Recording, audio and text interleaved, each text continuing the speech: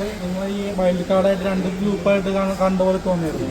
Wild card actually wild കാർഡും ഹൗസും തമ്മിൽ കുറച്ച് ഡിഫറൻസ് ഉണ്ടായിരുന്നു. ആദ്യത്തെ ഞങ്ങളുടെ ടാസ്ക് തന്നെ അങ്ങനെ ആയിരുന്നു, തുനി വേഴ്സസ് പണികൾ രണ്ടുണ്ടായിരിക്കും.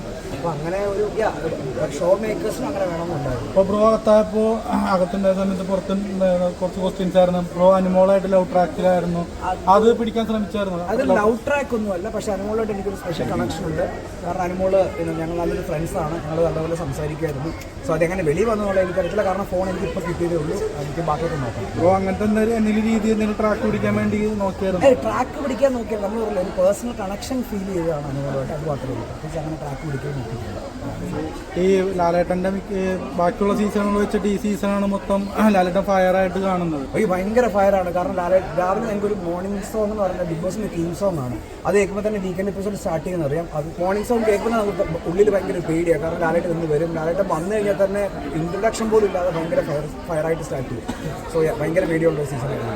അതിപ്പോൾ നിങ്ങളുടെ കുറ്റം കൊണ്ട് തന്നെയാണല്ലോ. ഇല്ല, ആരും എനിക്ക് തോന്നുന്നു ആ ഔട്ട് വെളി വന്നിട്ടില്ലെന്ന് തോന്നുന്നു. കാരണം ആ ഒരു സിറ്റുവേഷനിൽ ഞാനുണ്ടായിരുന്നു. മസ്താനി ഒരിക്കലും കോണ്ടന്റിന് വേണ്ടി ചെയ്തതല്ല ആ കാര്യം. കാരണം ഞാൻ ആ സിറ്റുവേഷനിലുള്ള ആളാണ്. എനിക്ക് ഫീൽ ചെയ്യുന്ന ലക്ഷ്മിയാണ് അത് കോണ്ടന്റിന് വേണ്ടി ഉണ്ടാക്കിയത്. കാരണം ആ ഒരു സീൻ നടക്കുന്ന സമയത്തിന് തൊട്ട് മുമ്പ് ഞാനും മസ്താനിയും ലക്ഷ്മിയും ജിഷ്ണും എല്ലാം കൂടെ ബീൻ ബാക്ക് ചെയ്ത് സംസാരിച്ചിട്ടുണ്ട്. പക്ഷെ അപ്പോഴൊന്നും മസ്താനി ഇതിനെക്കുറിച്ച് സംസാരിച്ചിട്ടില്ല. വളരെ പേഴ്സണലായിട്ട് സംസാരിക്കണമെന്നും പ്രൈവറ്റായിട്ട് സംസാരിക്കണമെന്നും ലക്ഷ്മി സീൻ ഉണ്ടാക്കിയപ്പം മസ്താനി പറഞ്ഞാണ് ലക്ഷ്മിയാണ് ഇത് ആക്ച്വലി കോണ്ടന്റിന് വേണ്ടി ഉണ്ടാക്കിയെന്ന് എനിക്ക് ഫീൽ ചെയ്യുന്നുണ്ട്. കാരണം ഞാൻ എൻ്റെ ഒരു സിറ്റുവേഷനിലുള്ള ഒരാളാണ്. ഈ അക്ബറൊക്കെ കളിക്കുന്നത് സേഫ് ഗെയിമായിട്ട് തോന്നുന്നുണ്ട്? അക്ബർ സേഫ് ഗെയിം തന്നെയാണ് കളിക്കുന്നത്. മാത്രമല്ല അക്ബർ ഞങ്ങളൊരു ഗ്രൂപ്പ് ഇട്ടുണ്ട്. അക്ബർ മൂട് താങ്ങി ഗ്രൂപ്പ് എന്ന് പറഞ്ഞിട്ട് ഞങ്ങളൊരു ഗ്രൂപ്പ് ഇട്ടുണ്ട്. കാരണം അക്ബർ ഇരിക്കും, അക്ബറിന്റെ മൂട് താങ്ങി കുറേ കണ്ടസ്റ്റൻസ് അവിടെ ഇരിക്കുന്നുണ്ട്. ആര്യന്റെ ഗെയിമും ജിസേലിന്റെ ഗെയിമും ഒക്കെ എന്ത് തോന്നുന്നു? അതിനെക്കുറിച്ച് ഞാനിപ്പോൾ പറയുന്നില്ല, പിന്നെ എപ്പോഴേലും പറയാം. കാരണം അതിനെക്കുറിച്ച് പറയാനാണെങ്കിൽ നിങ്ങൾ വെളിയിൽ കാണുന്ന പലതും പല കാര്യങ്ങളും ഉണ്ട്. നിങ്ങൾ കണ്ടിട്ട് നിങ്ങളകത്ത് പുറത്തുനിന്ന് കണ്ടിട്ടാണല്ലോ അകത്ത് പോയത്. ജിസേലിന്റെ ആര്യന്റെ ഒരു ആക്ട് പോലും നിങ്ങൾ കണ്ട് അനുമോളെല്ലാവരും ഒറ്റപ്പെടുത്തി. ആ ഒരു സ്ട്രാറ്റജിനെ കുറിച്ച് എന്താ പറയുന്നത്? അതിന്റെ സ്ട്രാറ്റജിയെ കുറിച്ച് ഞാൻ കൂടുതൽ പറയാം. കാരണം അത് എനിക്കിപ്പം ഇങ്ങനെ പറയാൻ പറ്റില്ല. ഒരു വാക്കിൽ പറയാം.